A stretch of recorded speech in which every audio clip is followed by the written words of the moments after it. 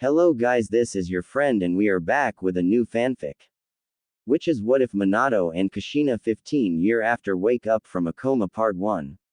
And if you enjoy this fanfic then please give me hype instead of comment and subscribe to my channel for more fanfic like this. And now let's start the fanfic. Along the outskirts of Konoha, lay a temple that belonged to the Uzumaki clan, a temple where they had stored a myriad of masks.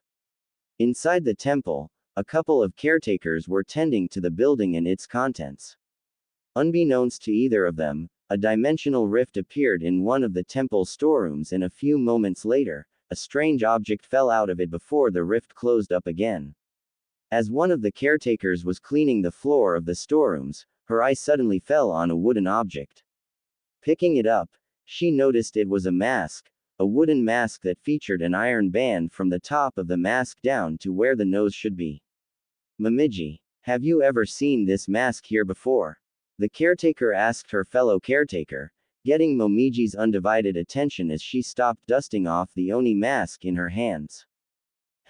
Let me take a look, Momiji said as she took a look at the strange mask. Sorry Kurha, I have never seen this mask before. It must be one of the masks the Uzumaki brought to the temple recently, but still, it's strange that this one looks so different. Kurha just shrugged her shoulders. Guess it doesn't matter then. I'll just place it with the other masks, she said before placing the mask on one of the shelves in the storeroom where she found it. There, that takes care of that. All tidy and neat, but it's out of sight so the view isn't spoiled by one mask sticking out like a sore nail, a satisfied Kurha said, to which Momiji nodded in agreement. Yep, now let's get back to work. I don't want to miss dinner like the last time we got sidetracked, you know. Momiji dryly said, prompting Kurha to quickly nod her head before getting back to what they were doing. Neither of them realized that the mask they just stored away wasn't brought here by the Uzumaki clan, but was ejected through a dimensional rift in an attempt from one certain Stanley Ipkiss to permanently dispose of this particular mask. They were ignorant of the power the mask contained, power that would someday shake the foundations of Konoha and the rest of the elemental nations. But until then, nobody would ever pay the strange wooden mask any attention and nobody would wear it for years to come. Asterisk asterisk asterisk asterisk asterisk asterisk asterisk asterisk asterisk asterisk asterisk line break asterisk asterisk asterisk asterisk asterisk asterisk asterisk asterisk asterisk asterisk asterisk. It was over. Konoha was safe, and the Nine Tails has been successfully resealed. Kushina Uzumaki was so tired, barely able to stay on her feet. She could feel consciousness leaving her as she collapsed to one knee. Glancing over to her husband, his vacant, glassy eyes told her all she needed to know: he was dead, his soul taken by the Shinigami. She glanced over to Naruto's tiny form, just a few short yards away, his fusses and cries moving her to action, despite her condition. Willing herself to remain conscious for just a little while longer, she fell to her hands and knees and attempted to crawl towards him. The effort was grueling, her limbs growing heavier and heavier with each successive movement. It was only the thought of feeding her hungry little baby just once before she expired that kept her going. She felt more and more faint, her vision becoming blurred as color started to fade from her sight, but somehow she kept crawling and dragging her body inch by agonizing inch towards her son. This was the scene that two men whom Kushina knew quite well arrived upon. Kushina, yelled the voice of the older of the pair with relief and surprise. Hiruzen, she managed to croak out as he bent down towards her. Can you bring my baby to me? Hiruzen wasted no time, quickly fetching the newborn from within the ceiling array where he was laying and bringing him to his mother, whom the younger of the pair, one Jiraiya of the Sannin, was holding in a sitting-up position and helping her to remove her shirt as she had directed. He's hungry, she gurgled out, clenching her eyes shut as a terrible shot of pain coursed its way from her back and stomach through the rest of her body, before she added with a weak, loving and sad smile, he needs mommy. Jiraiya ripped the remainder of Kushina's top from her upper body, exposing her to the night air while Hiruzen placed Naruto in her arms and helped her bring the babe to a nipple so that he could nurse. Kushina's smile widened slightly as she felt her memory being drained by her son. At least, I got to feed you one time, my precious Naru-chan. Kushina's selfless devotion to her baby and her giving the remainder of her life energy into this single act of love moved both men to tears. Kushina's eyes rolled back and shut, her head lolling to the side as she finally lost consciousness. Hiruzen continued to hold Naruto to her as he was still suckling. Once Naruto was finished, he immediately fell asleep. Hiruzen laid the boy down on a soft patch of earth, protected only by the blanket he was swaddled in, before quickly returning to Jiraiya's side. Jiraiya, we have to keep her alive. Jiraiya looked at the man as if he was insane. There was no way she would even live through the night. Her injuries from having the 9 tails ripped out of her and being impaled through her stomach were too grievous. He glanced over to Naruto's sleeping form. The poor boy was burdened to be a Jinchuriki and would be an orphan on top of that. Jiraiya sadly shook his head. It's no use, sensei. She won't make it. No, we can save her if we use seals to put her in a coma.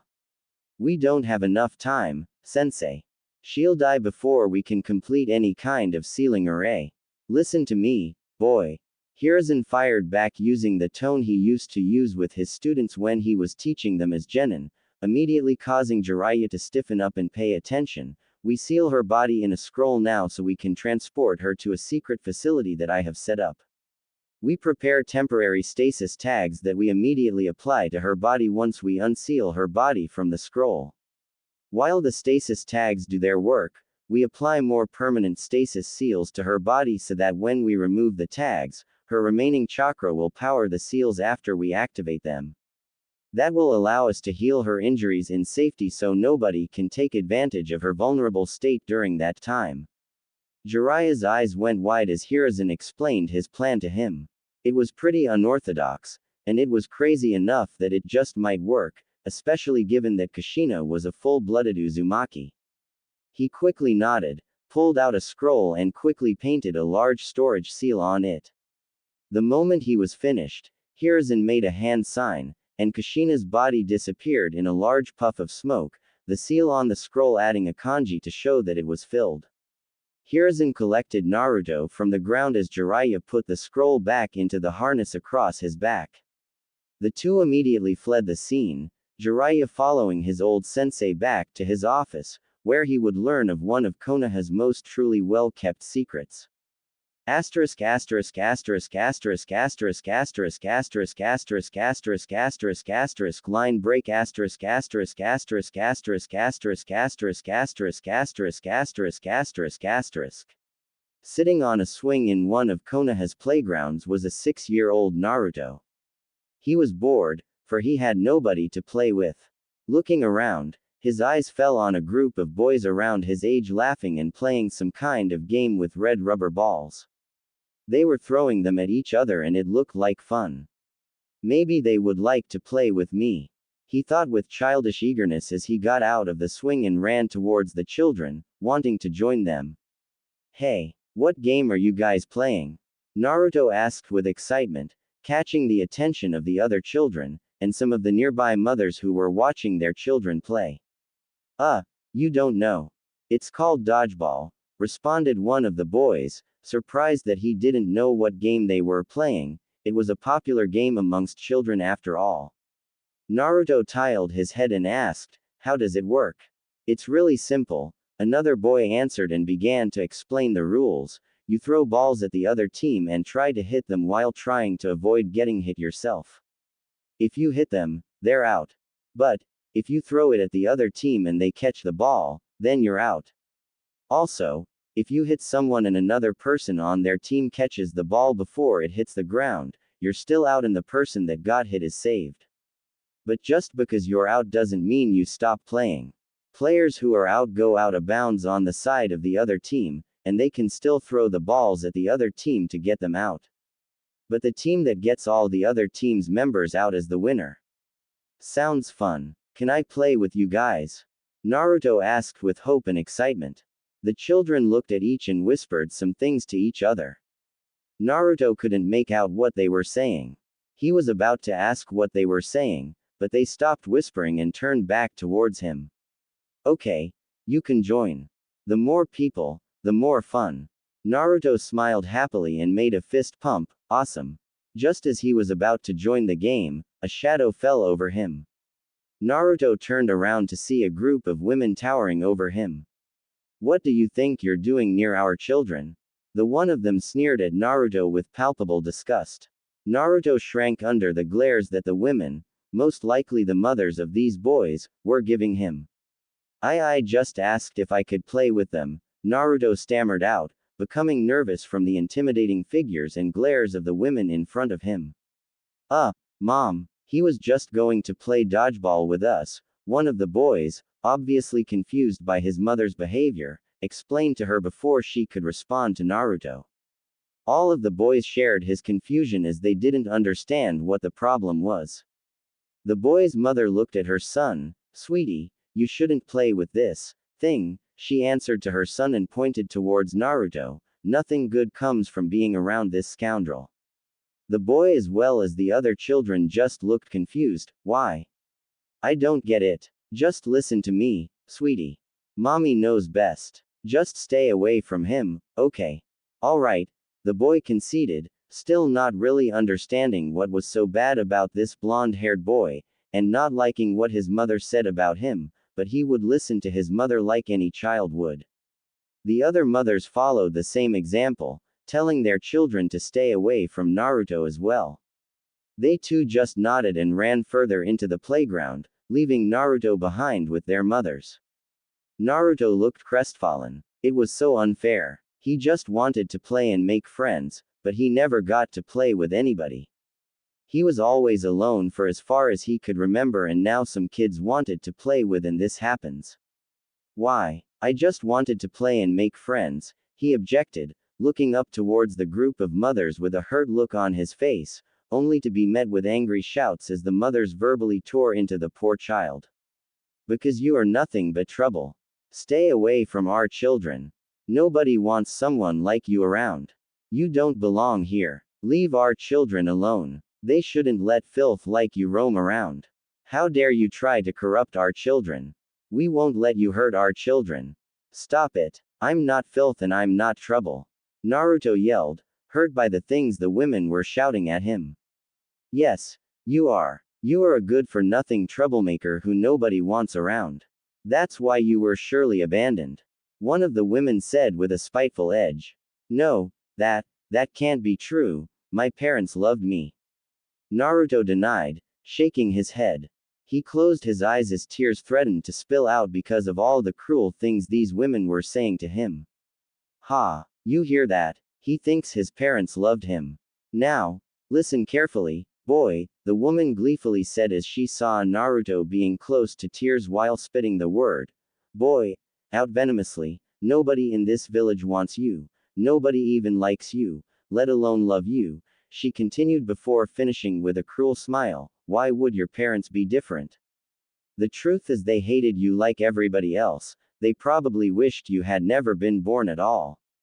Naruto couldn't hear any of this any longer. With tears streaming down his face, he turned around and ran away as fast as his little legs could carry him, leaving the group of cruel, short-sighted mothers behind. The mothers all watched as he ran off, smugly satisfied at having put the little wretch in his place. Asterisk asterisk asterisk asterisk asterisk asterisk asterisk asterisk asterisk asterisk asterisk line break asterisk asterisk asterisk asterisk asterisk asterisk asterisk asterisk asterisk asterisk asterisk. Hiruzen was not having a good day. He could swear that the stack of paperwork in front of him was somehow capable of casting the shadow clone jutsu. There just seemed no end to it at times. How he cursed the fact Minato had died 6 years ago to stop the Nine Tails as he was left behind to take up the position of Hokage once more lest his former teammate, Danzo, got his hands on the position. That particular thought made him shudder, considering his old friends in compromising militaristic ways. After what he could only describe as a Herculean effort, he finally managed to work his way through all the paperwork. Taking his first break since his workday started, he took out his glass orb to check up on how Naruto was doing. To this day, He had not been able to heal Kushina, and young Naruto had it very rough without a parent. He did all he could for the boy, even going as far as trying to be a grandfather figure for the boy, but his own efforts were rendered less effective by the constraints of time and of his work. Oh, he was well aware of how intolerant the villagers were towards the poor boy. When he revealed Naruto's status as a Jinchuriki 6 years ago as per Minato's dying wish, the villagers demanded the boy's head. He had passed down a law that forbade anyone to speak of Naruto's burden. He had hoped this would at least keep the younger generation ignorant of Naruto's status as the Nine-Tails Jinchuriki, but it was no use as parents would ensure their children avoided the boy. He smiled as he saw Naruto approach a group of children to play with through his trusty crystal ball. His smile quickly turned to a frown as the mothers of the children forbade them from playing with Naruto and told them to stay away from him before verbally tearing into the boy in a callous manner that left the boy running away in tears.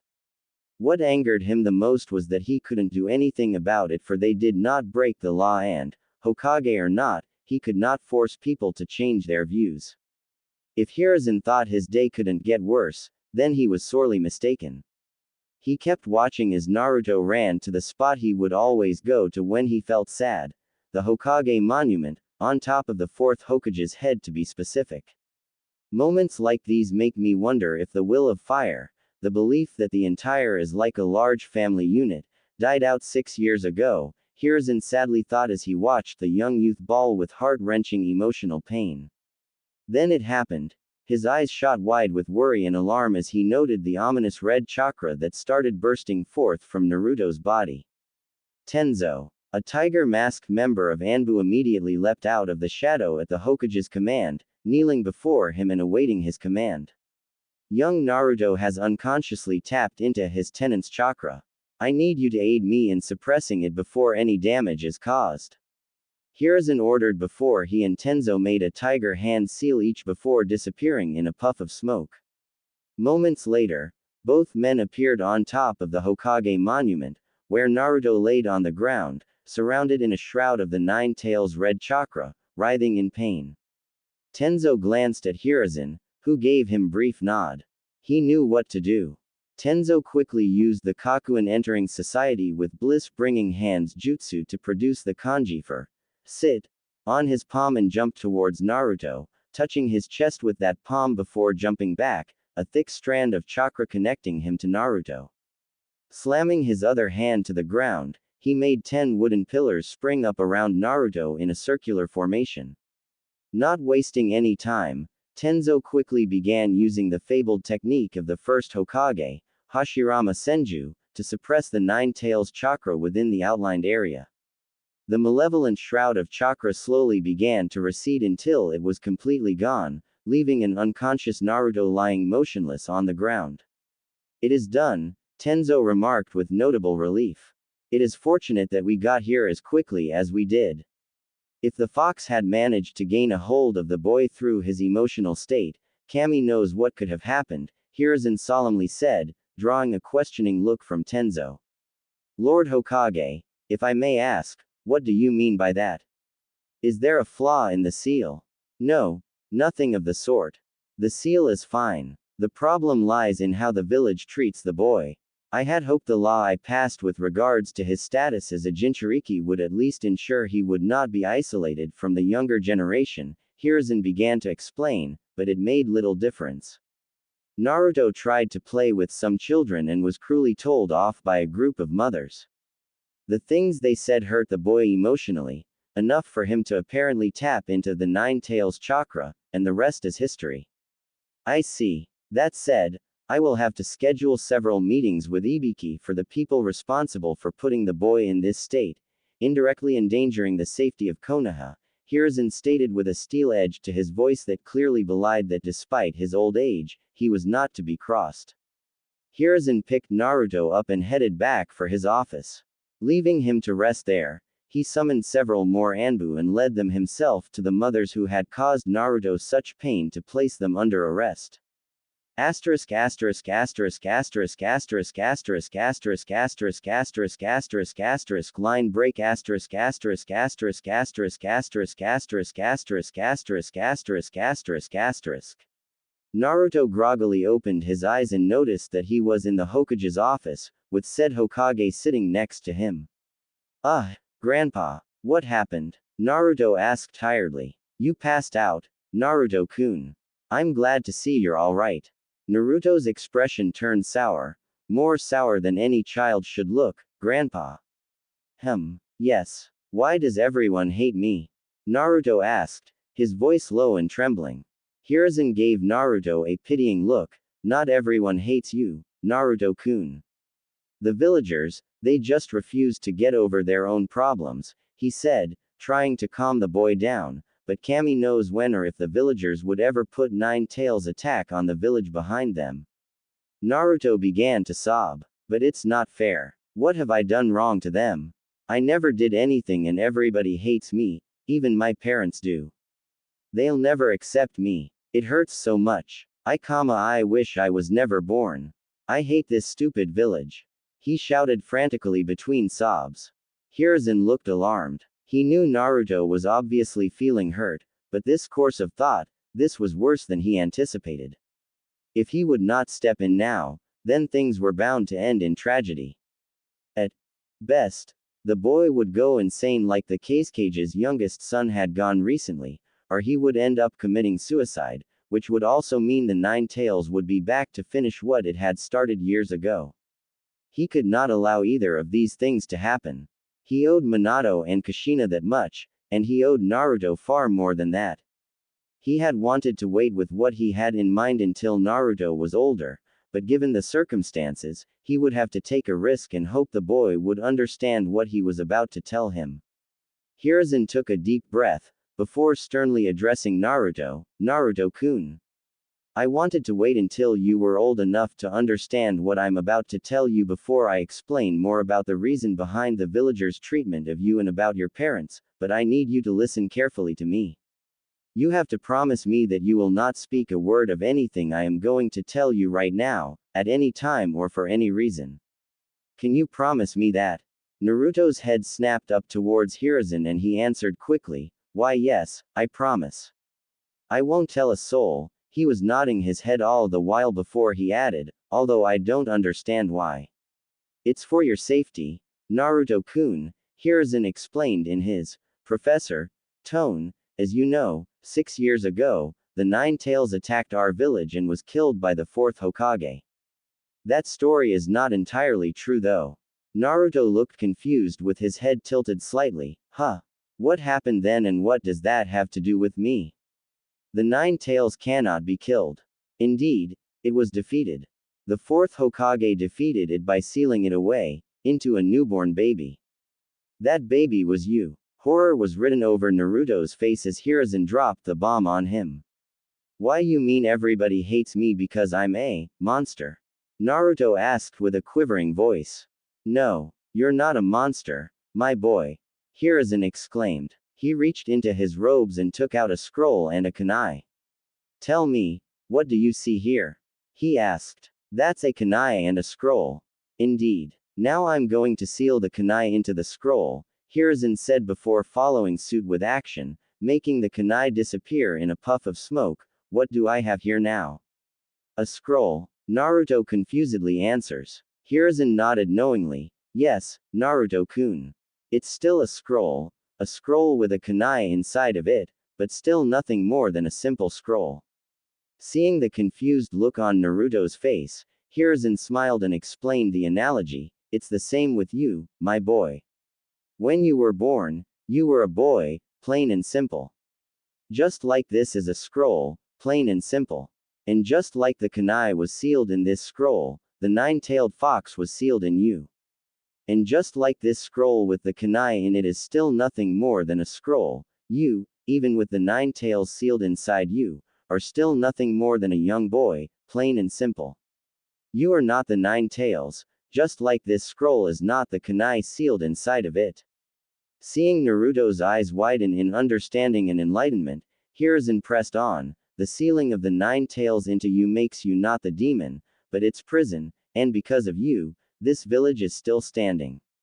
When the 4th Hokage sealed the 9 tails into you, he wished for you to be seen as a hero, but the villagers haven't been able to move past the hurt over all the loss caused in the 9 tails rampage. I wish it were different, but even as Hokage, I can't force people to change their minds. I see, Naruto responded sadly. He now understood why people treated him so coldly, but it didn't make him feel any better though, if anything, it made him feel worse. Hiruzen noted this. He hoped that what he was about to tell would give the boy a reason to keep going. Naruto, I want you to know that despite their feelings, they have no excuse to treat you the way those mothers did. Earlier, yes, I was watching from my crystal ball over there. And about what those monsters said, about your parents hating you. That's not true, Naruto-kun, he said, snapping Naruto out of his sad mood. But then why aren't they here? Did you know them? Naruto demanded. First off, you have to understand that I didn't tell you about your parents because they made many enemies during their lives. I was going to tell you once you were strong enough to defend yourself from people who would want to hurt you just for who your parents are. Hiruzen answered, for that same reason, I still can't tell you who your father is yet, besides that he died during the 9 tails rampage, but I can tell you about your mother. Your mother's name is Kushina Uzumaki, and she is still alive.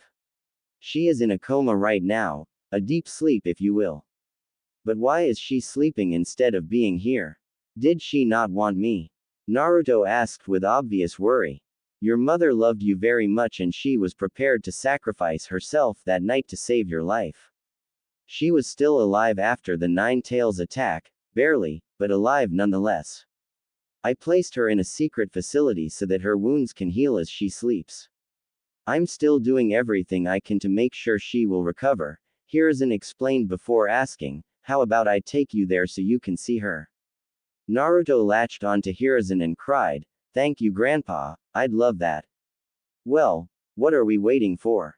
Come with me, Hiruzen said with a warm smile as he took Naruto's hand, leading him to the facility where Kushina was slumbering. Asterisk asterisk asterisk asterisk asterisk asterisk asterisk asterisk asterisk asterisk asterisk line break asterisk asterisk asterisk asterisk asterisk asterisk asterisk asterisk asterisk asterisk asterisk. Naruto was silent the entire time as he listened to Hiruzen's stories about what kind of person his mother was as the Hokage led him through the hidden underground tunnels leading from the Hokage residence to the secret facility underneath the Hokage monument, where his mother was kept. He couldn't believe it. He was actually going to see his mother. It was like a dream about to come true. Eventually they reached the room where Kushina was laying.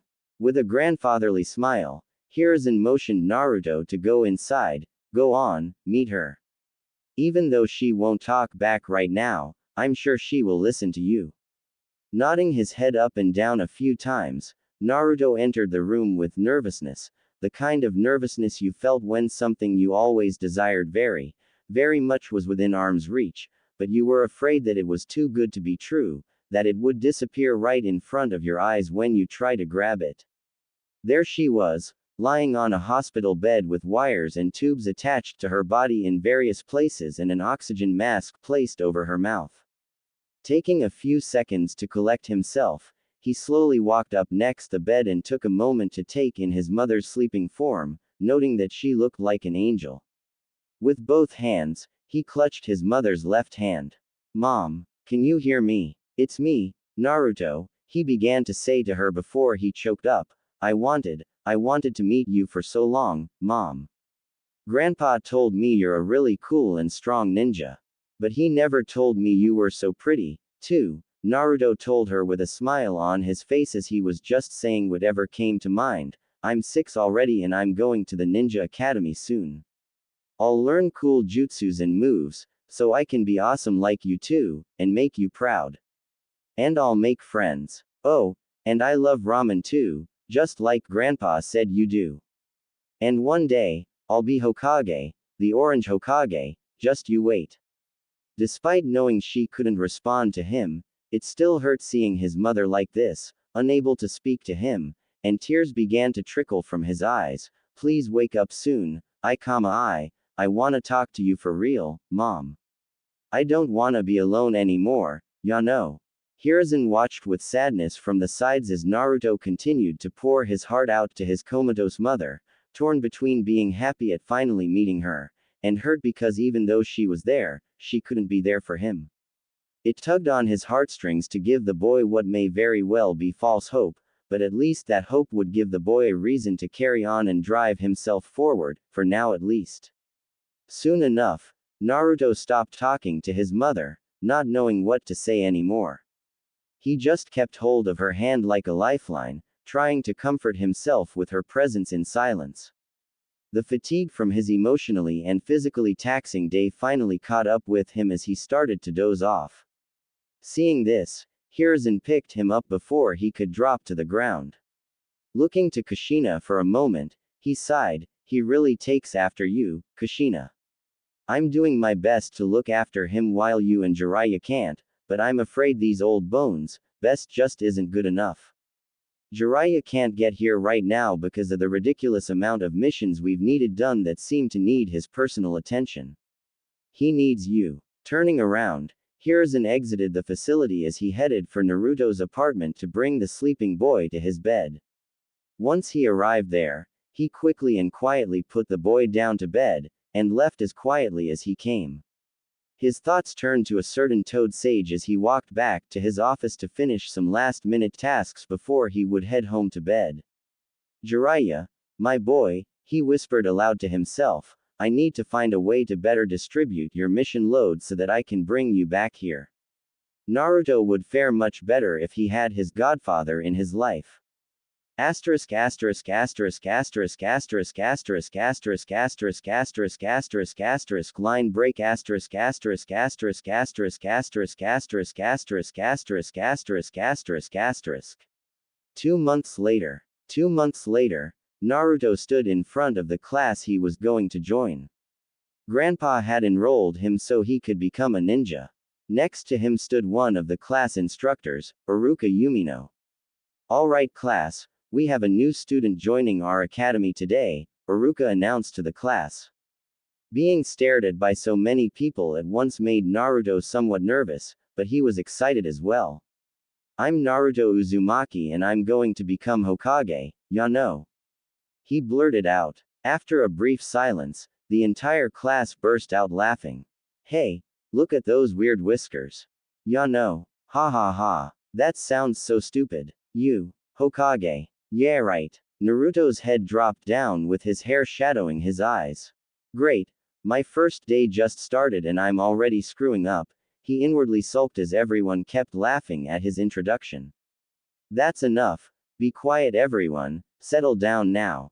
Iruka said, trying to get everyone to stop laughing so that he could start class.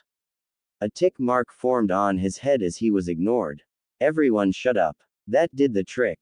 Satisfied, Iruka motioned for Naruto to take his seat. Take your seat over there, Naruto. Naruto obliged and quickly scurried over to his appointed seat. Alright, we will begin with history and the founding of Konoha, Iruka droned, to everyone's chagrin as the theory lessons were so boring that it could put a tailed beast to sleep. I hope the next 5 years won't be like this or I'll die from boredom. Naruto lamented as he unsuccessfully tried to keep his attention to Iruka's lecture. It had been a long 7 years since Naruto had started attending the Shinobi Academy. His relationship with Iruka-sensei had dramatically improved during that time, to the point where the Chunin teacher would even take his favorite student and treat him to Ichiraku ramen. The man was thankful that Naruto was their favorite customer, and his treating Naruto on such a regular basis scored him a permanent discount at the stand. He had been hoping to be able to treat Naruto to ramen after he had passed the graduation exam today, but sadly the boy had failed again. Iruka addressed the issue with the Hokage, telling him what the problem was, Naruto's inability to perform the clone jutsu. This was the 3rd time Naruto had failed the exam, and this was the first time a teacher had told him why. Iruka was stunned to find out that Naruto would never be able to perform the clone jutsu, not because of a lack of skill or proficient, but because he just had way too much damn chakra. Needless to say, Iruka was even angrier than the old man at his colleagues, who should have brought this before the Hokage immediately.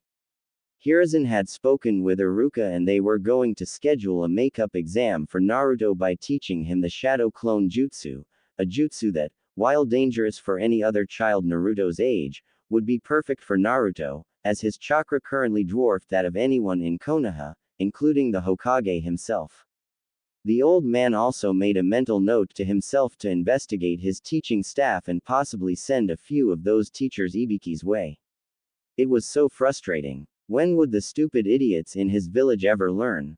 Besides, his ninja needed to be professional enough to perform their duties regardless of their feelings about the Nine Tails and Naruto. How was the village supposed to be able to rely on its ninja if they couldn't even do that?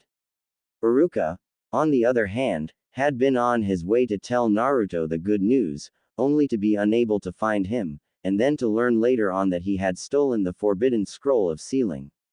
He immediately knew that something was very wrong, and he had to find Naruto before anyone else so that he could find out exactly what had happened. Naruto was a good kid, and he certainly wouldn't do something like stealing a classified village document. He wouldn't even have known about its existence unless someone of Chunin rank or higher had told him. No, it was obvious what had happened. Here, his student had been set up. After finding Naruto, and learning what Mizuki had told him about the makeup exam, Iruka couldn't help but grimace at the irony. Mizuki had attacked them both, and had tried to rattle Naruto by revealing the truth about the Nine Tails being sealed inside him. Iruka immediately stood up for Naruto against Mizuki, only for both of them to become confused by mirthless laughter from Naruto. To both instructors, surprise, this was very old news to Naruto, who simply berated Mizuki for his idiocy in ignoring the most basic tenet of sealing, which is that no object used as a contained ever takes on any of the properties of the object that is sealed within it. After a furious battle, which ended up with Iruka injured, Naruto having demonstrated exceptional mastery of, ironically enough, the Shadow Clone Jutsu, and Mizuki unconscious, beaten to a bloody pulp, Naruto and Iruka found themselves in their current situation. Okay, you can open your eyes now, Iruka encouraged him. Doing as he was told, Naruto opened his eyes. Before him lay Iruka against a tree, sporting injuries from defending him against Mizuki. Besides his injuries and the glaring sunlight, Naruto saw Iruka wasn't wearing his forehead protector. In fact, he was wearing his teacher's forehead protector right now.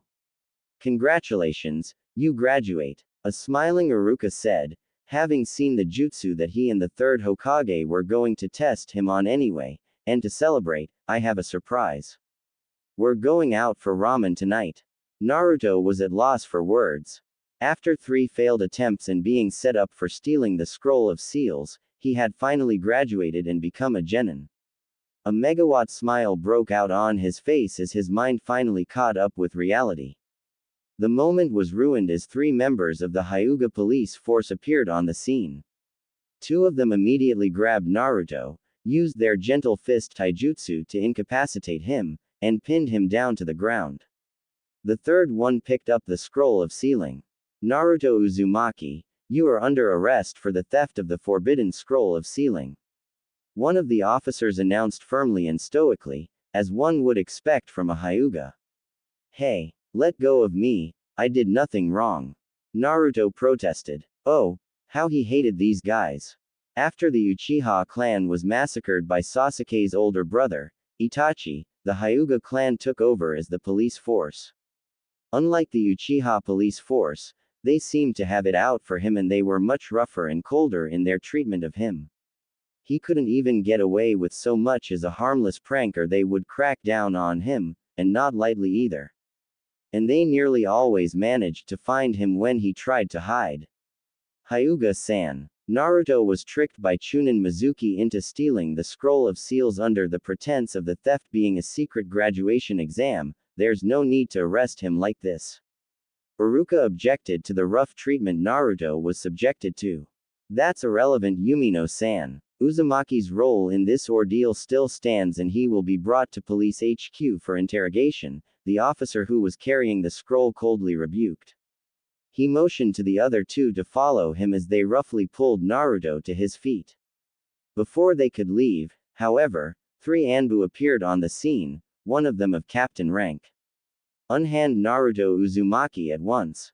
The Anbu captain ordered the Hyuga officers. What is the meaning of this? The Hyuga who had declared Naruto's arrest demanded, "We are apprehending a criminal, here. Do not interfere with our duties. Uzumaki-san is not a criminal, he's a suspected criminal. Aside from that, given that his alleged crime is not of a civilian nature, but a military matter, you are acting outside of your jurisdiction. Unhand him immediately." Bristling with anger and humiliation, the lead Hyuga officer turned to the two holding Naruto and nodded, prompting them to comply with the Anbu captain's order. "Very well, Anbu. We've released him into your custody. We will now be on our way." "I don't think so," the Anbu captain retorted.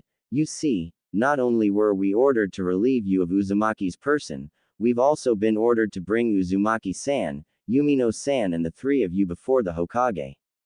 "Excuse me. Don't make this any more difficult than it has to be, Hyuga-san. If you resist our arrest, we have been ordered to use force to bring you to compliance with the Hokage's summons." Once more bristling with anger and humiliation, and also with some fear, the 3 Hyuga agreed to follow the Anbu to the Hokage building along with Iruka and Naruto. They knew what this meant, the Hokage knew what took place here, and he likely wasn't too happy about it. Asterisk asterisk asterisk asterisk asterisk asterisk asterisk asterisk asterisk asterisk asterisk line break asterisk asterisk asterisk asterisk asterisk asterisk asterisk asterisk asterisk asterisk asterisk. The fears of the Hyuga police officers had been confirmed. Hiruzen Sarutobi was not happy at all with the way they had handled Naruto, and after getting the full story from Naruto and Iruka, he was even less happy with the Hyuga. He ordered them to be taken to Ibiki, and told that they were there for mistreatment of Naruto. The Anbu, who had just offered condolences to the 3 Hyuga in the form of, "You poor unlucky bastards," immediately used Shunshin to remove them from his office.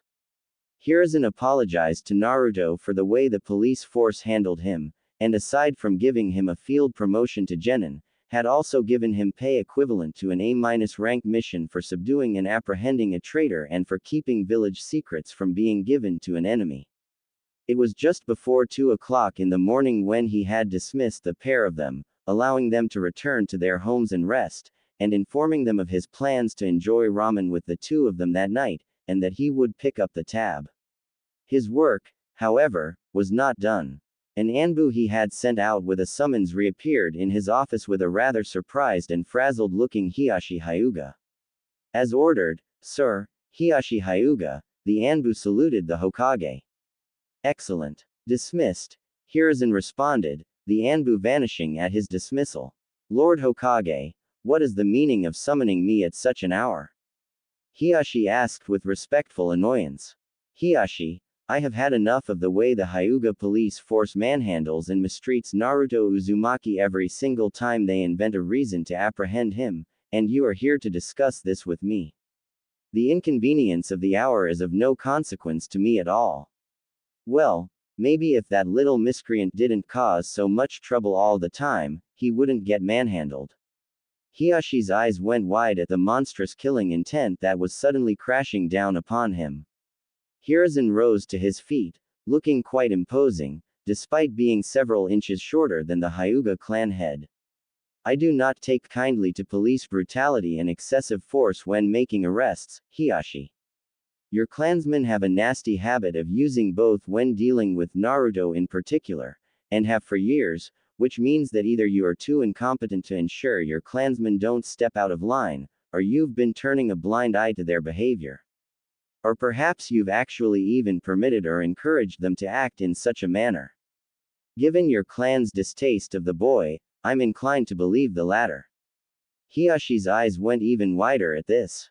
He was being accused of conspiracy to harm an important village citizen. He had to clear the air and lay everything out on the table. No, sir.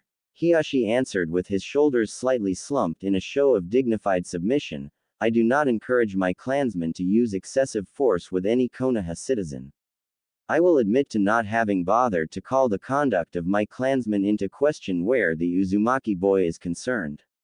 I've operated with faith in my clan's professionalism and therefore did not see reason to doubt their conduct besides the fact that Uzumaki-san has a reputation as a troublemaker and that there seemed to be no real harm done to him. Well, because of your faith, as you put it, 3 of your officers are currently in Ibiki Morino's care. What? You arrested my clansmen while they were on duty. They stepped out of line on this one, Hiyashi. They took it upon themselves to arrest Naruto over a matter that was outside of police jurisdiction, once again using excessive force and brutality as their first course of action rather than the last resort. It would seem that the Hyuga police force is getting a little too big for its britches, and an example must therefore be made to remind them that as Konoha's law enforcement personnel, they themselves are not above the law. They also need to be reminded that while they enforce the law, Hiruzen leaned forward and proclaimed forcefully, as Hokage, I am the law. I will tell you this once, and once only, rein your clansmen in, or it is they who will be charged and paraded around as criminals. And I assure you that I will prosecute them, and you, to the fullest extent of the law if something like this happens again. Hiyashi tightened his lips together in a thin line before bowing and respectfully answering, I understand, Lord Hokage. I will ensure that my clansmen will not overstep their boundaries and behave in a more professional manner with the boy from now on. See that they do, Hiruzen retorted before returning to his chair to finish further paperwork. Hiyashi left his office with his usual dignified gait despite feeling quite miffed at being dismissed in such a condescending manner.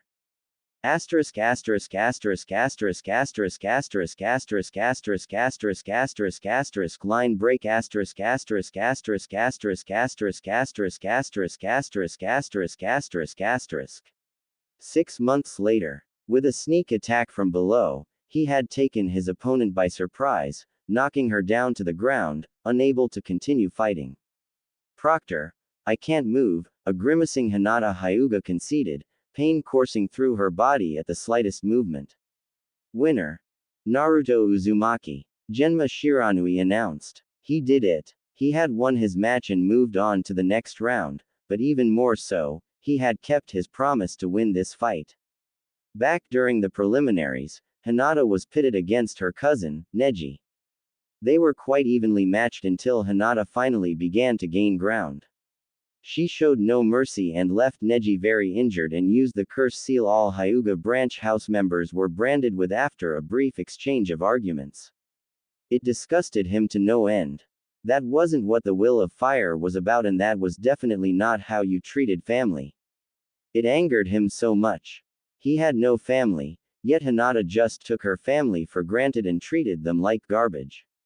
The fact the Hyuga use a curse seal was icing on the cake for him, whose life was defined by the burden that his own seal, his own curse, brought upon him. During the month between the preliminaries and the finals, he had spoken to Neji, who bitterly kept going on about fate, about how people couldn't change their lot in life and how he was fated to lose against Hinata in the finals. He blew up right there and swore he would win, that he would not lose against someone like Hinata and that he was in charge of his own fate. Neji for his turn looked stunned. He had heard some things about Naruto like how he graduated despite failing, but he figured it was nothing but luck. After all, once the dead last, always the dead last, you can't change your lot in life. He had dismissed his promise to beat his cousin as foolish bravado, but the knucklehead actually did it. Maybe fate wasn't so absolute after all. How could you win? You're the dead last, Hinata asked with pure disbelief. She couldn't believe that she, the Hyuga prodigy, had lost to the dead last of all people. Naruto was about to exit the arena, but stopped when he heard her question and frowned. Because I refuse to lose to someone like you. Huh, what do you mean by that? Hinata asked, confused by his answer. I mean that I refuse to lose to someone who is lower than trash, he harshly shot back. You treat your family like dirt. No, lower than dirt, just like the rest of your clan's main house. It's barbaric and disgusting how you main house Hyuga use a curse seal to burden and enslave your branch house members. Why would you even care? Because I've never had any family, and because I know what it's like to be burdened with a curse, something you with your spoiled, charmed little life will never understand, Naruto explained with cold anger before making his way out of the arena and leaving Hinata to her own thoughts. Meanwhile, Hiashi Hyuga frowned as he looked down at the entire spectacle. The outcome of the match was completely unexpected. If anything, it was preposterous. Nonetheless, it had happened, and it was plainly visible in front of them for all to see. And to top it off, he was barely even winded in terms of chakra reserves. Hinata was out of chakra, but Naruto, having used far more, still had most of his to spare. Plans on how to deal with this situation already formed in his head as the Hyuga clan's renowned aptitude for politics did its work. He had to speak with Hinata as soon as possible. A potential powerhouse like the Uzumaki boy could prove most beneficial to his clan, much more so than turning him against them. Asterisk asterisk asterisk asterisk asterisk asterisk asterisk asterisk asterisk asterisk asterisk line break asterisk asterisk asterisk asterisk asterisk asterisk asterisk asterisk asterisk asterisk asterisk. Naruto was dragging the newly christened 5th Hokage Tsunade Senju with him through the underground tunnels to the room in the facility where his mother was. Despite Grandpa Hiruzen's best efforts before he died by Orochimaru's hands in the invasion during the Chunin exams, his mother was still comatose and hadn't shown much improvement. But now that he had the world's best medic with him, who he and Jiraiya had just recently brought back to the village, things were finally starting to look up in a way they never have before. If anyone could make his mother better, it would be Tsunade, and it renewed his hopes of finally getting his mother back in his life. Here it is. This is where Mom is. Naruto exclaimed excitedly. Tsunade walked into the room where his mother was lying and she released a loud gasp when she saw it who Naruto's mother was. Kushina. Kushina's your mother. Tsunade stammered out, looking at Naruto with shock at finding out that Kushina was still alive and that Naruto was her child. Naruto happily nodded his head several times. Yup. But how? I thought she died 13 years ago. Grandpa placed her here to prevent her from dying from her injuries, Naruto explained before his expression turned into one of sadness. Mom's injuries were really bad. Grandpa was able to keep her alive and did all he could, but she's still like this. Tsunade, who glanced over to Kushina's still form. Understanding dawned upon her. Naruto didn't bring her here just to show her his mother. He brought her here because he wanted her help. You brought me here because you want me to heal her, didn't you? When she looked back at Naruto, she saw a desperate child who wanted nothing more than to have his mother back. Yeah, it's just, and they say you're the best medic there is, and Grandpa tried for so long without getting anywhere, Naruto sadly spoke as he wistfully looked at his mother. Please help her. I don't know who else can. I just want my mother. He desperately begged until Tsunade shushed him by putting her finger against his lip before bringing a gentle hand to his face and kissing him on his forehead just like she used to with her late little brother, Nawaki. When she pulled away, she was smiling warmly at Naruto, who was now noticeably calmer. She couldn't say no to the love-starved soul before her in good conscience. Besides, it would go against her principles as a medic to not help, and she would be damned if she ran away when she had the chance to save someone important to her. Don't you worry, kiddo. I won't stop until she is awake and healthy again, she gently said, which prompted Naruto to latch on her. She let a soft smile come over her face and put her arms around Naruto's frame as he kept repeating words of thanks, and for a minute, they stayed like that before letting go. Now, let me take a look at her, Tsunade said as she went over to Kushina to diagnose her condition. Asterisk asterisk asterisk asterisk asterisk asterisk asterisk asterisk asterisk asterisk asterisk line break asterisk asterisk asterisk asterisk asterisk asterisk asterisk asterisk asterisk asterisk asterisk. Naruto Uzumaki, do you know why you are here? Naruto looked confused at the councilman who asked the question, an old man with a bandaged eye, and answered, not really. You are summoned here because of your performance during the Chunin exams, the subsequent invasion, and the councilman stoically began to explain before he was interrupted by Naruto. Ha! You're going to promote me to Chunin, right? Exclamation mark quote. Naruto excitedly exclaimed with his fox-like trademark grin. He, the dead last, had won his matches during the final stage. Heck, he had even beaten Hinata, something nobody had expected as she was considered the Hyuga prodigy. On top of that, he had stopped Gaara after he let the one tail loose on the village.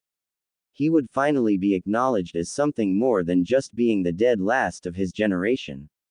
He happy bubble was quickly burst as another councilman, this time from the civilian side of the council, almost shouted with indignation in response to his joyful outburst, the impudence. You are not here for a promotion and do not interrupt the council when we are speaking to you, Genin. Shimura-san, if you would continue. The old man he had interrupted continued in the same stoic tone of voice, yes, thank you.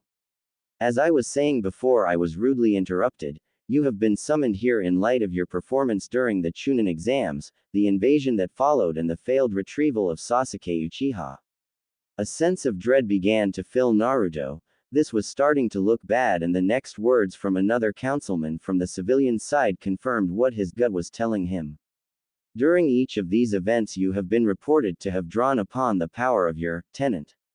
But Naruto tried to defend himself by asking what was wrong about using the Nine Tails chakra, as it was just like any other ninja tool, but he was quickly cut off by another woman on the civilian side of the council who slammed her fist on the desk she was sitting at. No buts. Your reckless use of the monster fox's power risked setting that thing loose on our village, and you even have the nerve to think you are entitled to a promotion for that. The councilwoman shrieked. Another civilian council member quickly put his own 2 cents in. Do you even realize what you have done, boy? Because of your careless and over-dependent use of the Nine Tails power, the mission failed. But that is not fair. Sasuke would not come back without a fight. Naruto shouted in protest. That does not excuse your excessive use of force.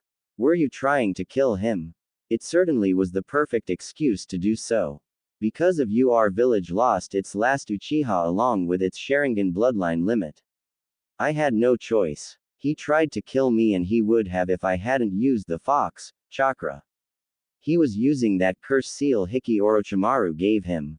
Damn it. He impaled me through the chest, twice. Naruto yelled. He was used to being treated unfairly, but he still never could wrap his head around the unfairness of it all. It didn't take long before his reasoning was met with another verbal lashing from the civilian side of the council. Enough of these excuses. You don't look like someone who has been impaled once, let alone twice. Councilman, Tsunade interjected with an edge to her voice, I treated Naruto Uzumaki's injuries myself, and what he claims is in fact the truth. Are you calling me a liar? The civilian councilman, realizing that he had overstepped himself, apologized quietly and shrank back into his seat. And you also claim that he used Orochimaru's curse seal? Yet another civilian councilman barked. It was sealed away by one of our top shinobi. You have a lot of nerve to try and cover up your own misconduct with false accusations. You most likely goaded Uchiha-san into fighting. As a matter of fact, it is my understanding that you goaded him into a fight on top of the hospital roof shortly after the invasion with your insensitivity to his trauma with regard to the Uchiha massacre and apparent need to one-up the poor boy. He should be punished for endangering all of us by using that thing's power. Many council members on the civilian side were quick to join in as they too demanded punishment for Naruto's use of the Kyuubi's chakra under the pretense of endangering the village, intentionally attacking a fellow Konoha shinobi and being responsible for the loss of the Sharingan and its military potential. Tsunade's ire towards these corrupt ingrates was steadily rising with each passing moment. The shouts, the demands for justice, slammed at Naruto's heart and mind like battering rams. He knew the villagers had never been fair to him, but he couldn't believe they would go this far. The bastard abandons the village, almost kills him, and they want to punish him for it. It was emotionally too much for him and he looked like he was on the verge of having a panic attack. Tsunade saw Naruto's state and decided that enough was enough. Her temper and killing intent flared, making the civilian side of the council sweat as she cracked down on them. Idiots. He's the Nine Tails Jinchuriki. He's supposed to use its chakra. That's why he's got it. Should I arrest all of you just because I think you're all idiots to the point where it's a crime? Seeing her outburst achieved the desired effect of shutting the council up, she added in a threat with a dangerous edge to her voice that warned everyone not to cross her. And I will in turn charge all of you with fraudulent indictment if you so much as attempt to pin these charges on Naruto Uzumaki. Lady Hokage, all reports thus far have stated that Uzumaki-san has always been in a state of anger when drawing upon the Nine Tails chakra, which magnifies that anger and makes him act like what can only be described as a loose cannon. The one-eyed old man who had addressed Naruto earlier spoke, causing the civilian side of the council to look smug while the ninja side of the council murmured amongst themselves as they took in this information. What are you implying, Danzo? Tsunade growled out. Danzo was up to something and she didn't like it one bit. The old man, now identified as Danzo Shimura, evenly responded, I am merely pointing out the facts, Lady Hokage. Danzo, you're on very thin ice with me as it is, Tsunade warned him dangerously. If I were you, I would be very, very careful about pointing out facts, as you put it, so carelessly. One might believe you were attempting to plant seeds of dissent and sedition against the legitimate ruling government of this village. Danzo gritted his teeth in rage, though he kept his lips pressed. He would have to watch himself very closely from now on, as he was beginning to realize that Tsunade Senju was not the woman of weak will and weak character that he had known her to be in her youth or expected her to be ever since she left Konoha. She would not play the games that he and Hiruzen used to play in these meetings, and she had no real reason to want him around. Yes, he would have to be very careful from now on. Shimura-san has a point. We cannot just turn a blind eye to this delicate issue. Something has to be done, Hiyashi Hyuga added, thinking he could use this situation to steer the boy into his clan's reach. Danzo shot a glance at Hiyashi, slightly narrowing his sole visible eye as he did so. While it didn't hurt to have someone vocally agree with him, it would not do to have the Jinchuriki fall in the hands of the Hyuga. He was well aware through his root spies that the Hyuga clan intended to sink their claws into the Jinchuriki by having their clan heiress marry him since the Jinchuriki defeated the Hyuga heiress in the Chunin exams. Besides exercising control over the village's greatest weapon and if properly harnessed, they believed the union would boost the Hyuga clan's bloodline by combining the boy's potent and great amount of chakra and that of his tenant with the Byakugan. Of course, it was extremely unlikely that such a union would take place at this point. The Jinchuriki had made it no secret that he found the Hyuga heir to be repulsive and disgusting as a person and therefore did not want anything to do with her, and as far as he was concerned, it should stay that way. If such a union were to be successfully arranged, the Hyuga clan would gain too much power and become a threat to the village, maybe even worse than the late Uchiha clan, and that was something he could not allow to happen. Indeed, Hyuga-san. However, Lady Hokage is also right that the Kyuubi's power is meant to be harnessed, Danzo continued, making Tsunade narrow her eyes in suspicion. I suggest we see to it that he will be taught how to use its power properly to prevent situations like this, or worse. To this end, I propose Uzumaki-san will be put under my tutelage. So that's how it is, Tsunade thought. She knew better than to trust Danzo after having read everything Sarutobi-sensei had left behind for his successor. Her teacher had written down about his suspicions of Danzo never truly having disbanded Root after he had been ordered to do so after the Uchiha massacre. She wouldn't let Danzo turn Naruto into another one of his emotionless drones, let alone his personal weapon. Fortunately, she could easily throw a monkey wrench into Danzo's plan and turn the attention back to her by clapping her hands together. I'm glad you mentioned this, Danzo.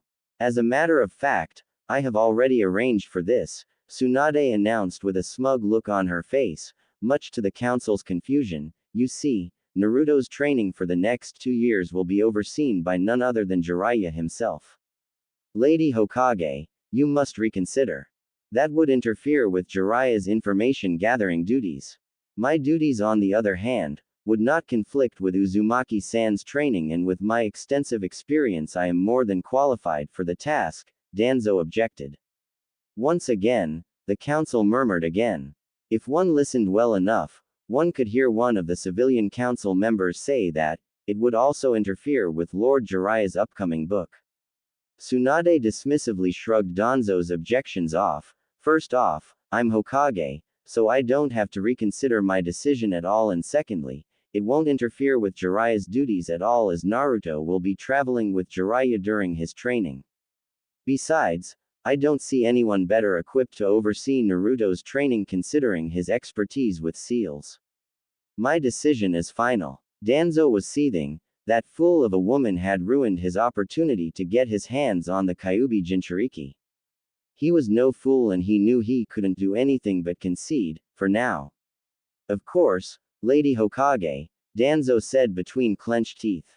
Now, this goes for all of you, Tsunade warned. Since I've been back, I have been less vocal than I have wanted to be in these meetings up to now, because I wanted to observe how this body operates, particularly with regards to Naruto, here. Well, I've observed enough, and this crap stops now. You are all way out of line in the way you've spoken to Naruto about anything related to his ninja career or his duties as a ninja. You are not ninja, nor have you ever been ninja, and therefore you have no right to criticize or make conjectures about what my ninja did or did not do. The room was quiet. The civilians were all stunned at Tsunade's rebuke, while the ninja clan heads were all patiently waiting, guessing that Tsunade had a few things to say to them as well. Tsunade continued, for your information, my orders to Naruto and his entire squad were that if they were unable to subdue Sasuke Uchiha and bring him back to Konoha, then they were to eliminate him. This caused a wide array of gasps and loud vocal objections by the civilians, stating that she couldn't do that, or that it was wrong to place the demon brat's welfare over that of the last Uchiha. It was this last one that Tsunade thought was the last straw. Anbu, she called. Immediately, several Anbu in the room appeared behind all of the objecting civilians, and Danzo as well, and put blades to their necks, exuding their killing intent upon them to keep them silent and cowed. Danzo simply sat there with an unreadable expression, seemingly cool as ice. You may have rescinded the Third's law before I was inaugurated, and obviously since his status is no longer an S-ranked secret, I can't make it illegal to talk about it, but there is something I can and will do about it. I am now instituting the Fifth Hokage's law. Any illegal, negative or malicious behavior towards Naruto that is even suspected to be driven by his connection to the Nine Tails, will be met with swift and immediate execution without exception. This includes any and all of you. Are there any doubts in any of your minds now that I mean business?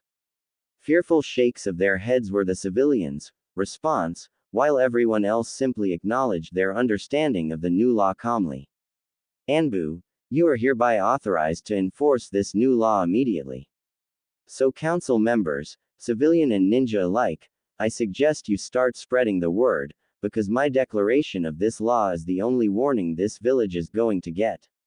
Now, Tsunade continued, to clarify the matter of Sasuke's curse mark being sealed away, the seal used to restrain it is tied to the will and desire of the person on whom the seal is placed. Meaning that the only way the seal would have been able to be used is if Uchiha-san wanted to use it of his own free will. Any more talk of this, and I will declare Sasuke Uchiha a traitor and have him entered into the bingo books as an A-rank rogue ninja with a kill on-sight order. Do not test me. Once more, she was met with a quiet chamber. Good. I will take your silence as acknowledgement that you understand all I have told you. This council is hereby adjourned. Once everybody left, Tsunade went over to Naruto, who was sprawled in his chair with resigned and frustrated exhaustion. She took his hand with her own, causing him to look up at her. Come with me, Naruto, she invited with a look of sympathy. Naruto simply followed her lead, rising from his chair and letting her lead him by the hand back to her office. Once they were inside, she let go of his hand and closed the door. She walked back over to him and placed her hand on his arm. Are you alright? I think so. I just can't believe they would do something like this, Naruto responded under his breath, looking downcast. When will I leave with Pervy Sage? I really need to be away from the village for a while. You and Mr. Super Pervert will be leaving tomorrow, she informed him in an encouraging tone, before pulling him into a gentle and warm hug. He didn't hesitate to return it, closing his eyes and allowing himself a smile as he took in the warmth that he and she both shared for each other. You know, Naruto, Tsunade began after pulling back, placing a gentle hand on his face as had become her usual behavior towards him. I sometimes can't help but think of you as my little brother, maybe even a bit as my own son, too. Really? He asked with a hopeful smile. Yeah, really, Tsunade answered, planting a kiss on the cheek opposite to where her hand was. Now, go home and make sure you get some sleep, okay kiddo? Alright, Auntie Tsunade, Naruto sighed as he walked out of the room and headed to his apartment. Her smile widened as he called her that, though as he left, she couldn't help but stare sadly at his retreating form. Not only was he given a very raw deal by the village, but she wouldn't be seeing his happy smile or hearing his loud, jovial voice for 2 years. He was such a wonderful human being, and the village that they both called home refused to see that. This wasn't the village her grandfather and Madara Uchiha founded, not anymore. Naruto would have never been treated the way he was in hers or her grandfather's day. They praised the fourth Hokage as their hero, and yet they spit upon his dying wish. Whatever happened to the sense of honor that the village once possessed? Whatever happened to the will of fire and the creed that everyone in the village was family? I need a drink, she mumbled to herself as she thought of her favorite blonde being gone for 2 years, as well as the headaches that her counsel in this hypocritical village constantly caused her. Asterisk asterisk asterisk asterisk asterisk asterisk asterisk asterisk asterisk asterisk asterisk line break asterisk asterisk asterisk asterisk asterisk asterisk asterisk asterisk asterisk asterisk asterisk. Naruto was woken up when the beeping sound of his alarm clock resounded through the room. Groggily he stuck his hand out from underneath the covers, grabbing the annoying thing and hitting the off button. He sat up as he threw his covers off and rubbed his eyes. 7:30 already. But the alarm was supposed to go off at 6:30, crap. I'm supposed to be at the village gate in a half hour. Any hint of drowsiness instantly vanished as he noticed how much time he had left before he was supposed to leave for his training trip with Pervy Sage. Jumping out of bed, he ran towards the bathroom to make himself presentable before grabbing his backpack and rushing off towards the village gate.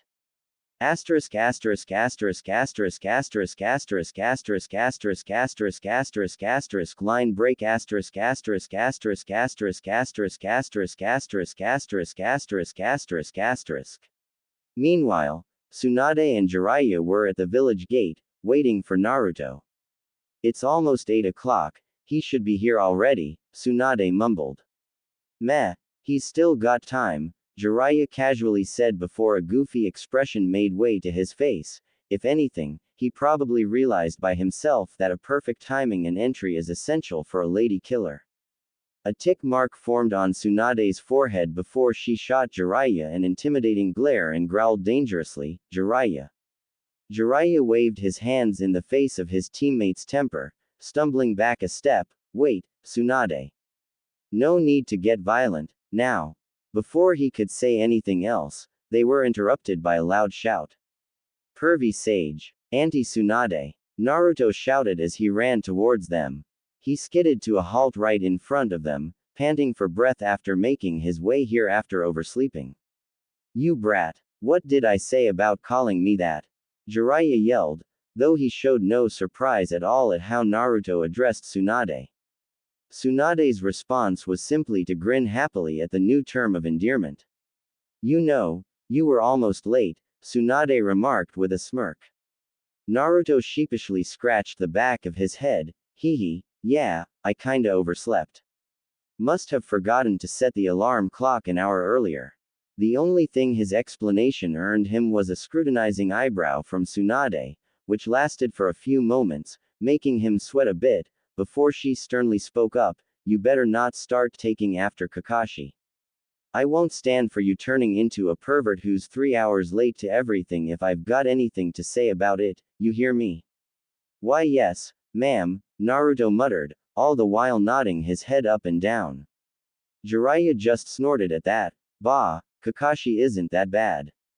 If you forget about his tardiness, you could actually learn something from him, like his taste in literature." A bonk on the head courtesy of Tsunade sent Jiraiya crashing face first into the ground, leaving an imprint in the shape of his body. "OWW, that hurt. That was uncalled for." Jiraiya complained as he got up and dusted his clothes off, seemingly unharmed. Tsunade just cracked her knuckles. "You want another one, pervert?" "I'm not a pervert, I'm a seemingly offended Jiraiya began to correct her, only to be interrupted. "A super pervert, we already know," Naruto deadpanned, causing Jiraiya to shoot him an annoyed glance and mumble, "Brat," under his breath. "You two had better get going now. The farther you're able to get today, the sooner you'll arrive at any destinations Jiraiya has in mind for this trip," Tsunade said. "You heard the lady, Naruto. Time to go," Jiraiya said before he walked out of the village gate.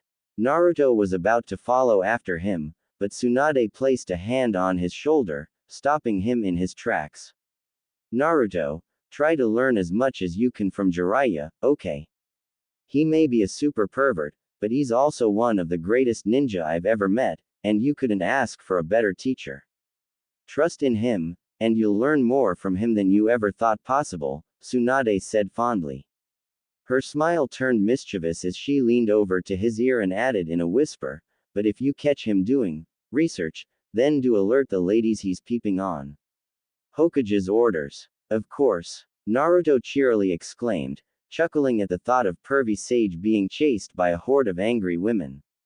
He then gave Tsunade a goodbye hug, a gesture she returned. "See you in 2 years, Auntie Tsunade.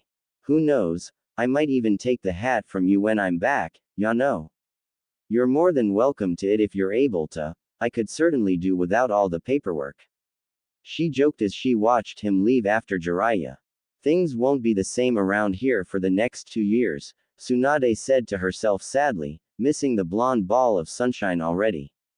Asterisk asterisk asterisk asterisk asterisk asterisk asterisk asterisk asterisk asterisk asterisk line break asterisk asterisk asterisk asterisk asterisk asterisk asterisk asterisk asterisk asterisk asterisk.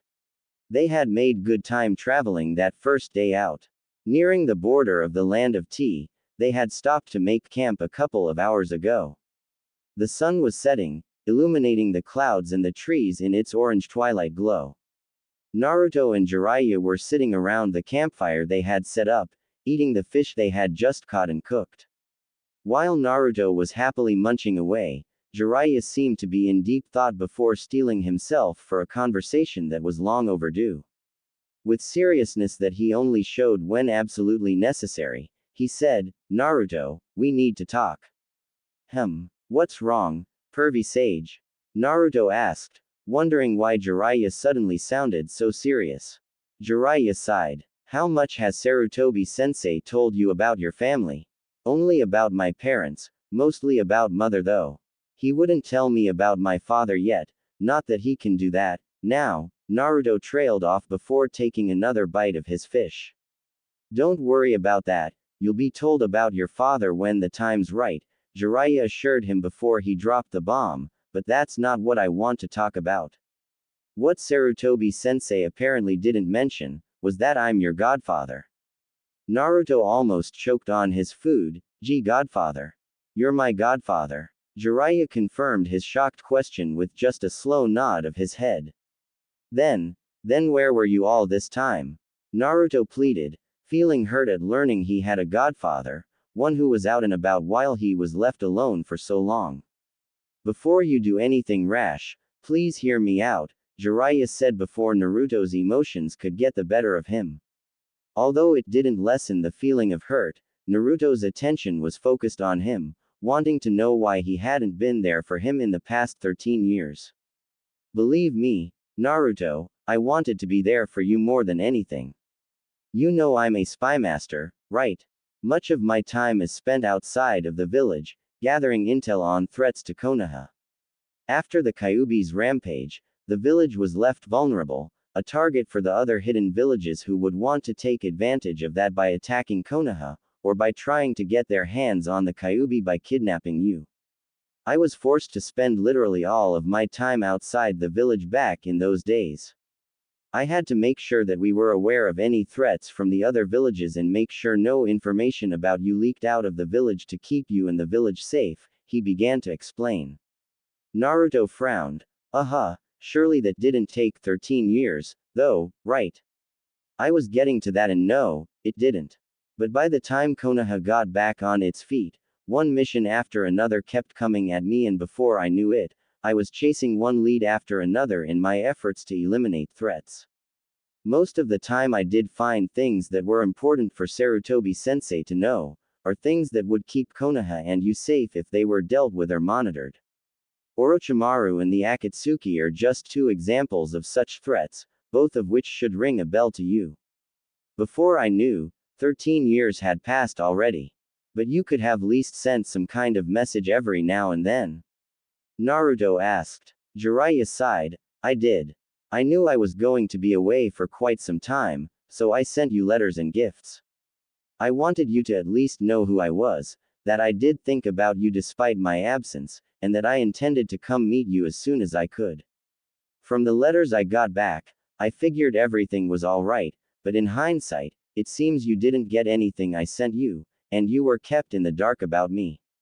Naruto for his part was relieved to know he wasn't just abandoned.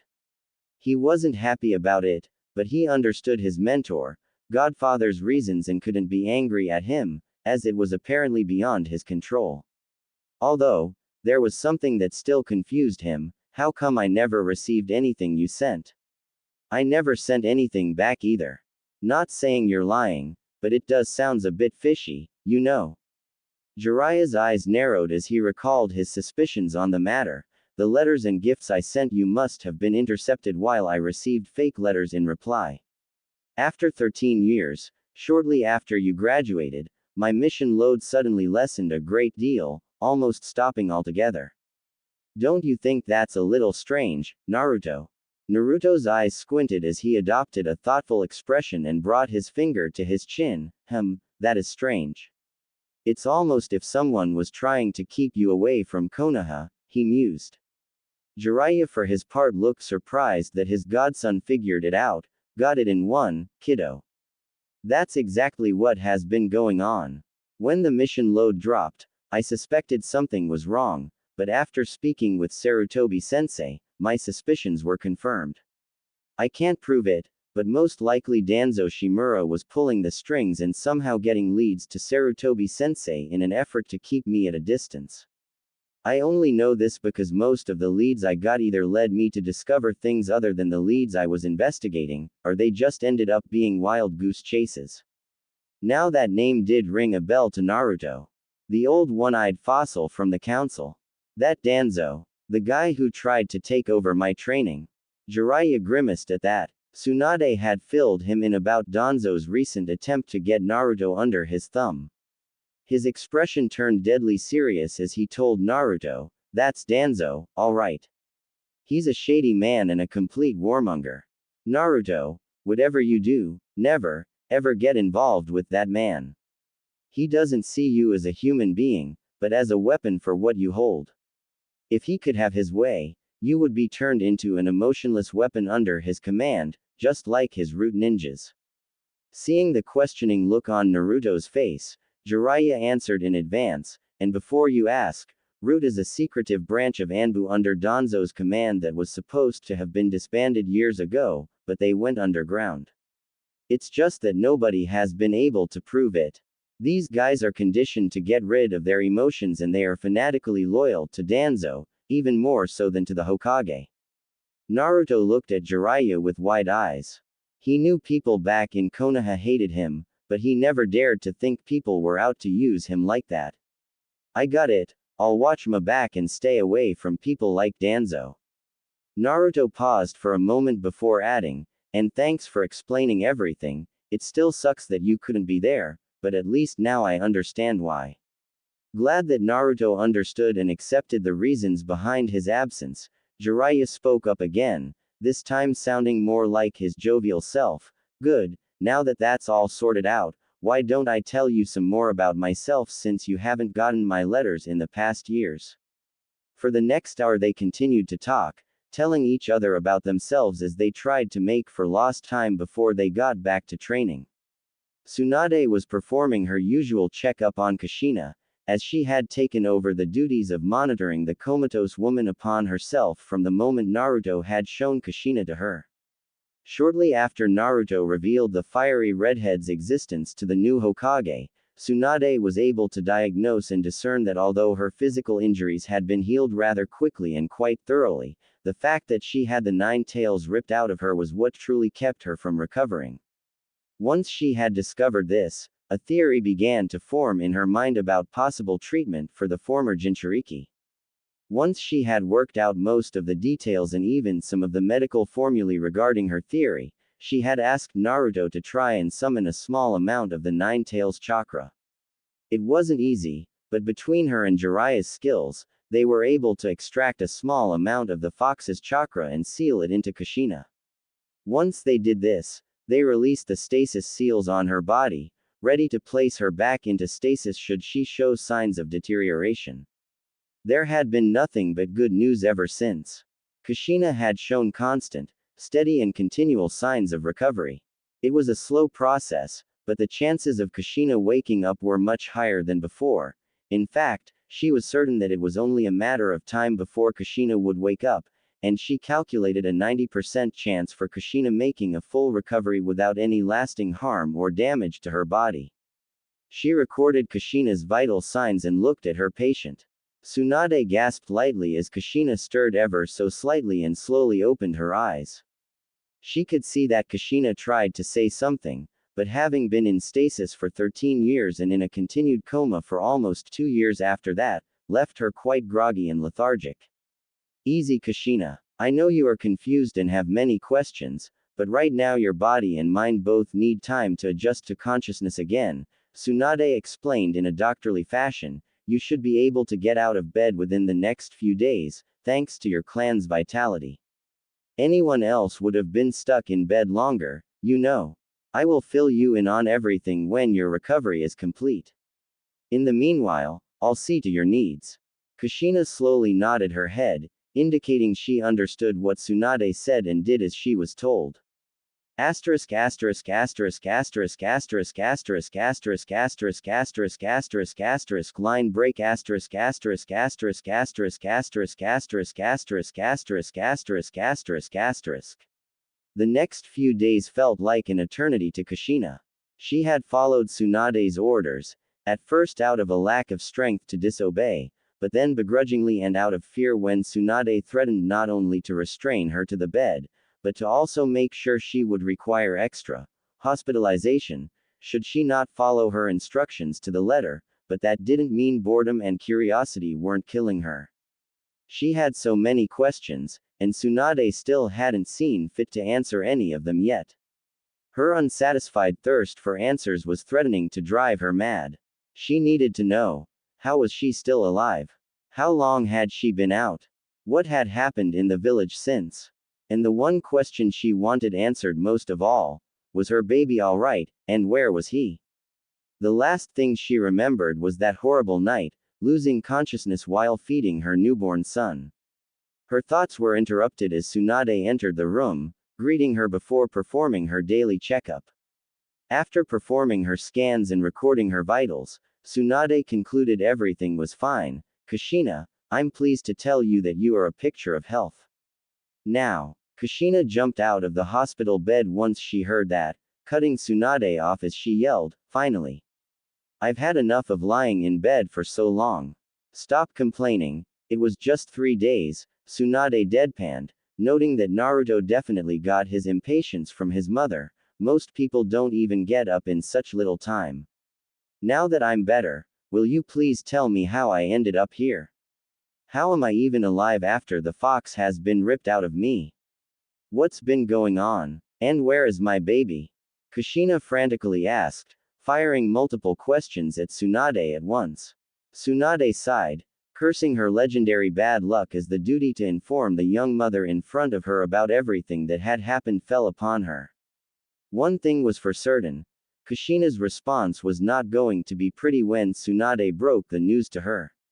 All right, sit down and don't interrupt me, she said sternly and started at the beginning. Now, as you probably remember, the 9 tails was extracted from you and you were impaled by the beast's claw, leaving you with a large hole in your stomach. Once again, you can thank your clan's vitality for the fact you are still alive after all of that. Kushina grimaced at the memory which was still so fresh in her mind. That said, even an Uzumaki could not have survived that, Tsunade said in a matter-of-fact tone, causing a feeling of discomfort to wash over Kushina. In fact, when Sarutobi-sensei and Jiraiya found you, you were barely alive. They brought you to this secret facility and used Fuinjutsu to place you into a stasis so your injuries could be healed in safety and over time, something that did not prove to be easy because of the 9 tails extraction. It's only been over the last 2 years, since I got back to the village and became the 5th Hokage, that your condition actually improved gradually until you finally woke up, and that brings us here. Seeing that Tsunade did not continue, Kushina asked the dreaded question she was afraid to ask, how long have I been here, Tsunade? Tsunade took a deep breath before dropping the bomb, over 15 years. She winced at seeing the look of utter horror on Kushina's face. Nothing could have prepared the poor woman for this. 15 years. Kushina screamed, before bringing her hands to her mouth as tears began to fall and involuntary, heaving sobs forced their way up from her throat. She had never been so happy as when she heard she was pregnant and that she was going to be a mother. For 10 months, she had looked forward to showering her baby with her love, giving him the happy childhood she didn't have. And now, as if fate was playing a cruel trick on her, she learned that 15 years had gone by as she laid in stasis. 15 years. An entire childhood worth of precious, irreplaceable moments and priceless memories, gone, never having had the chance to be realized. Her baby had been without her all this time, without her to read him bedtime stories, to tuck him into bed and kiss him goodnight, to cook him homemade meals like only a parent could, to bring and pick him up from school, to hold him when he was sad. Her sobs quickly gave way to hysteric wails. No, no. No. This can't be happening. Tsunade moved over and held her, trying to comfort the distraught her as wept uncontrollably. I'm sorry, Kushina. I'm so sorry. Almost half an hour went by before Kushina had cried herself hoarse and finally began to calm down somewhat.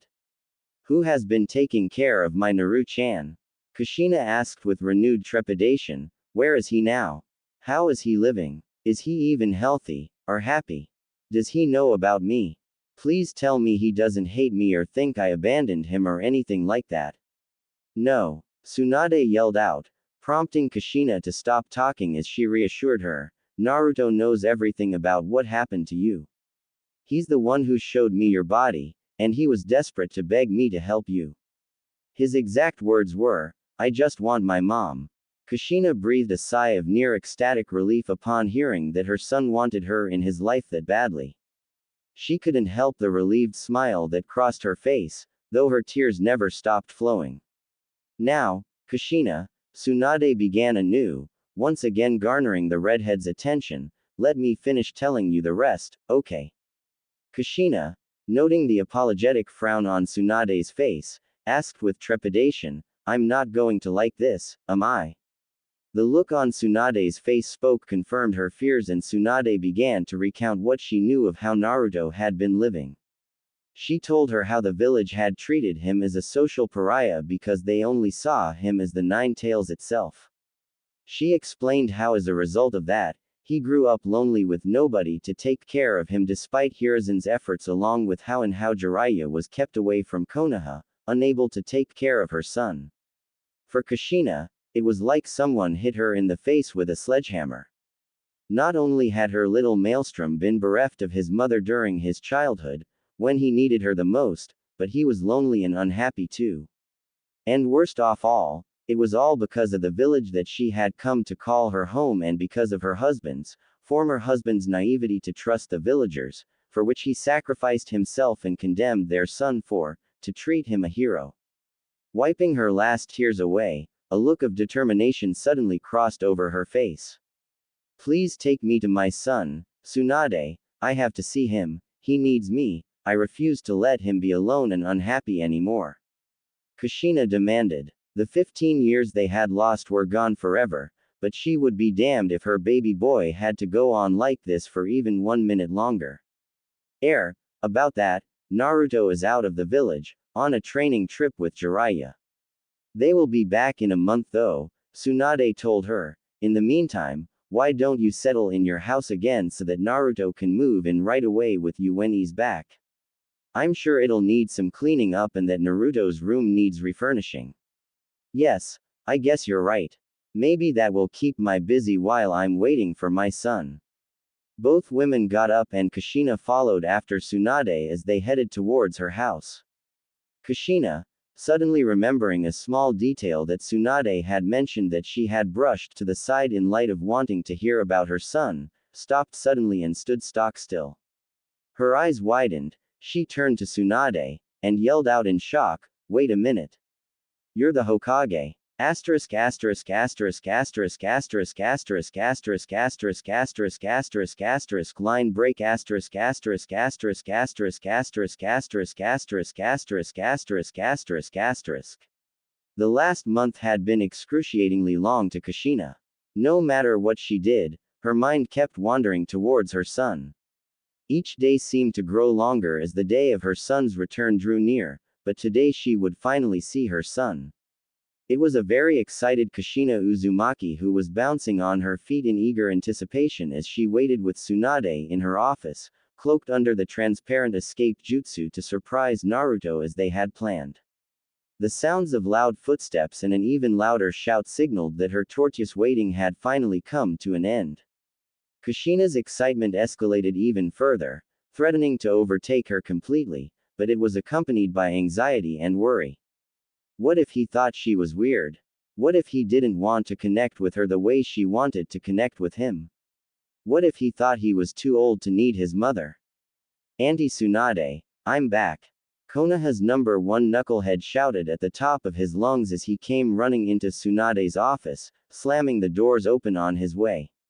It was all Kushina could do to keep from dispelling the camouflage jutsu she was under and take the young man before her in her arms in order to smother him in hugs and kisses. There he was, just a few yards away from her. He looked healthy, and very happy if that grin of his was anything to go by. In an instant, she drank in every visible detail she could discern about him and sized him up. He was her son, there was no doubting that. He may have inherited his hair and his eyes from Minato, but he had her face, her smile, and most importantly, her wildly outspoken personality. And if what Tsunade had told her about him was accurate, he had also inherited her spirit and her values, as well. Naruto! Tsunade exclaimed with a wide smile a split second after he had greeted her. She immediately got up from her seat and pulled Naruto in a hug, which he eagerly returned, prompting her to moan with contentment and almost motherly affection. Hee, missed me? Naruto asked with his trademark grin plastered on his face. PFF'd. Not at all. I was having the time of my life with an assistant who hides my sake and nothing but paperwork to look forward to every day for 3 years. Of course I missed you, you silly. Tsunade said with mock indignation before giving him a quick kiss on the cheek. It's good to have you back, kiddo. Things just haven't been the same without you. Taking a step back, she took in his physical appearance. His growth spurt had finally kicked in and he was wearing a new jumpsuit, one that was black and orange, more form-fitting, and did she mention it was not completely orange. My, you've really grown over the last 2 years, she smirked, and I see Jiraiya managed to get you to tone down on the orange too. Yup. They can't call me a squirt now anymore or complain too much about the orange, you know. Naruto grinned before adopting a thoughtful expression and adding, not that there's anything wrong with orange. Tsunade smiled and placed a gentle hand on Naruto's cheek for a moment, glad to see you haven't changed. You're still the same boisterous and exuberant Naruto I know and love. She went back to sit behind her desk and, once seated, asked, so, how has your training trip been? It was great. Naruto crowed before squinting his eyes and putting his finger against his chin, looking like he was deep in thought. Where to start? He pondered for a moment before he began to sum up what he considered the important parts of the last 2 years, all the while using, well, I've learned a lot from Pervy Sage, we've been to a lot of places, and we actually got to make up for a lot of lost time. I'm glad to hear that, and I'm sure Jiraiya will tell me all about it, Tsunade said, frowning at the mention of Jiraiya. Speaking of which, where is Jiraiya? Shouldn't he be with you? Naruto rolled his eyes, you know him. He went off to do his research the moment we entered the village. Tsunade's eye twitched. Her teammate was not a bad person, but he could be infuriating at times. Taking a deep breath, she calmed herself down. Why am I not surprised? No matter. So how is mom doing? Is she doing any better? Naruto asked with a mixture of curiosity and nervousness in his voice. After all these years, he was not expecting much improvement, but that didn't stop him from wishing and hoping. I was just about to mention that. Actually, her health has improved dramatically. Tsunade grinned before pointing behind him. In fact, why don't you see for yourself? Kushina undid the cloaking jutsu as Naruto turned around. He stood frozen and wide-eyed in his spot and let out a loud gasp at the sight of his mother standing before him, tears running down her face, past her overjoyed smile. She reached her hands to him as she sniffled, looking at him with nothing but unadulterated adoration and love. As she reached him, her hands made their way to his cheeks, caressing and exploring them as if to familiarize herself with the feel of her precious son's face. Naruto's voice box almost failed him as he only managed to ask a faint incredulous, Mom. Is that you? Is this real? In that instant, Kushina cast off all restraint and pulled him into a tight hug, her previously quiet tears now accompanied by loud sobs. Naruto brought his arms around Kushina's form and held her just as tightly. Kushina then proceeded to place her hands on each side of his neck and started kissing him all over his face with reckless abandon. His cheeks, his forehead, even his lips, ears and nose weren't safe from her kisses. He didn't care. In fact, it only made him even happier. Ruto-chan. My little Ruto-chan, my sweet little baby boy. Kushina exclaimed joyfully, I'm so sorry. I'm so sorry for leaving you alone for so long. Naruto clutched his mother's form even closer as if she was the most precious thing in the world, which to him, she was, and his happy-go-lucky mask cracked, leaving behind a weeping boy who had finally met his mother after having been apart from her for far too long. Mom, I've been dreaming of this day for 10 long years. I can't believe you're finally awake and here. I've wanted to meet you for so long, you know. You said, you really are my child. Kushina remarked with a gentle laugh, it's alright, my precious baby boy. I'm here now and I swear I will never leave you alone again. Never. Kushina pulled back once more, gently taking his face in her hands and just looking at him, studying every feature on what, to her, was his perfect face. Look at you, so handsome and bright. And those whisker marks are so adorable. You're beautiful, too, Mom, Naruto told her, feeling the need to say something back. She simply smiled as her hands caressed his face, strumming her fingers through his hair, coming down to his neck and bringing them back up to his cheeks once more. Like him, she was gazing upon him and handling him as though no greater treasure could be found in the world. Tsunade smiled as she witnessed the heartwarming, long overdue reunion between the mother and son in front of her, happy that she could have helped bring some happiness into Naruto's life now that he had his mother back. In all her days as a medic nin, she had never healed a deeper wound. She felt profoundly satisfied in a way she never before had. Seeing that Naruto and Kushina pulled apart, Naruto turned towards Tsunade and gave her a grateful hug. Thank you. Thank you so much. This means the world to me. I know, kiddo, and I was so glad to be able to do it for both of you. It's the least you deserve after the raw deal life has given you, Tsunade said with a warm smile. I guess I should go tidy my place up so mom can move in, Naruto sheepishly said. Oh, no, mister. From now on, you'll be living in my home, our home, where you belong, Kushina said with a motherly smile. Home. A place where he belonged. Naruto smiled at hearing that. All right. I'll go get my stuff from my apartment right away then. No need, kiddo. Your mother and I already took care of that for you. Tsunade grinned. Now, why don't you two get out of here and take some time to get to know each other? Naruto, I'm granting you 2 weeks of leave so you can bond with your mother. I'll speak with Jiraiya so he can fill me in on the details of your training trip. You two deserve to spend some time together after so long. We will. Kami knows how much catching up we have to do. Thank you for everything, Tsunade, Kushina said before turning towards Naruto. Sweetheart, let's go home. There's so much we have to talk about and do together. Tsunade looked on as the pair of them left her office and headed home. She stood up and also left her office with an evil grin as she went to retrieve Jiraiya herself. She could have sent a shinobi to retrieve Jiraiya, but it would be so much more intimidating if she caught him red-handed as he was doing his research. After all,